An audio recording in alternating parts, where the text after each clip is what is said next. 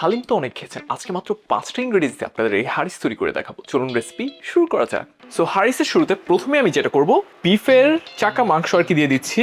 একটা আমি পেঁয়াজ কুচি কুচি কুচি করে কেটে দিয়ে দিচ্ছি, সামান্য পরিমাণ আদা রসুন। আর অ্যারাবিয়ানরা যেটা করে, মাংস সিদ্ধ করে তারপর এটার মধ্যে গম দেয়, মানে পানি দেয়, লবণ দেয়, এটাকে একদম মিক্স করে ভালোভাবে, পরে ঘি দিয়ে সার্ভ করে। That's all. বাট আমি আপনাদের আমাদের নিজেদের স্বাদ অনুযায়ী দেখাবো, যেটা আমরা পছন্দ করি। এরপর আমি একটা স্পাইসের ব্যাগ বানাইছি, যেটার মধ্যে আমি সিনামন, কার্ডামম, তারপর বে লিফ, তারপর হচ্ছে ওইটাকে কি বলে, সিনামন স্টিক, মানে টোটাল গরম মশলাটা আমি একটা ছোট একটা ব্যাগে দিয়ে দিচ্ছি, কারণ এটা আমি পরে ফেলে দিব। তারপর 199 গ্রাম পানি, যাই হোক 1 লিটার মতো পানি, মানে একটু বেশি করে ভরে পানি দিয়ে দিব। আর সামান্য পরিমাণ, মানে পর্যাপ্ত পরিমাণ লবণ দিয়ে দিব। জাস্ট 30-40 মিনিট আমি এটাকে ঢেকে একদম হাই হিটে বয়েল করবো, যেন এটার যেই মাংসটা আছে ভেঙে ভেঙে আসে। যেটা বলতেছিলাম, মাঝে মাঝে একটা নাড়ান দিয়েন, নাড়ান চালান আর কি।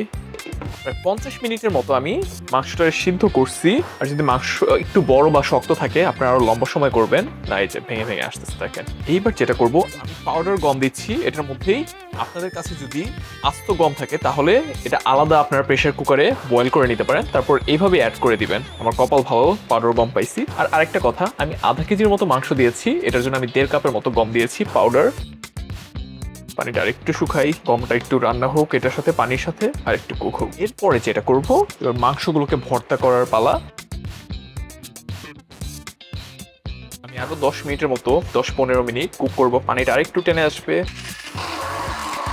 হয়ে গেছে। পানি অনেক টেনে আসছে ব্লেন্ড করার পরে। হালকা হাফ কাপের মতো পানি দিয়ে দিলাম। এটা আরেকটু কুক করবো আমি, বেশি টাইট হয়ে গেলে আবার কাচ্চি বিরিয়ানি হয়ে যাবে। আর এই হারিসের সব থেকে বড় যে জিনিসটা, সেটা হচ্ছে মিক্সচারটা। মিক্স যেন ভালোভাবে হয় সেদিকে খেয়াল রাখবেন। এভাবে নাড়তে নাড়তে যদি মিক্স না হয়, লাস্টে আমার মতো ব্লেন্ডারটা ইউজ করেন প্লিজ। সো হারিসে মূলত অনলি সিনামন ইউজ করে, আমি নাটমেগটা হালকা ইউজ করতেছি সামান্য পরিমাণ।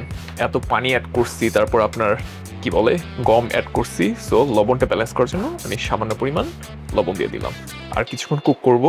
এটা টোটালি একটা স্লো প্রসেস, যে 4-5 ঘন্টা স্লো হিটে কুক করে। আমি তাড়াতাড়ি দেখানোর জন্য আপনাদের একটু হাই হিটে বেশি পানি দিয়ে এটাকে কুক করে দেখাইছি। যাক, এবার হচ্ছে সার্ভ করার পালা।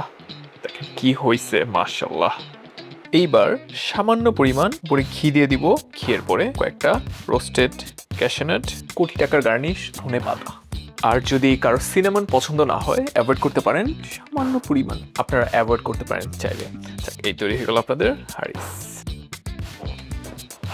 এইবার হচ্ছে ট্রাই করা পালা। যারা হালিম খেয়ে খেয়ে একদম বোর হয়ে গেছেন, আমি বলবো যে মাস্ট ট্রাই করবেন। টোটালি ডিফারেন্ট একটা ফ্লেভার, মাস্ট বি আপনারা পছন্দ করবেন।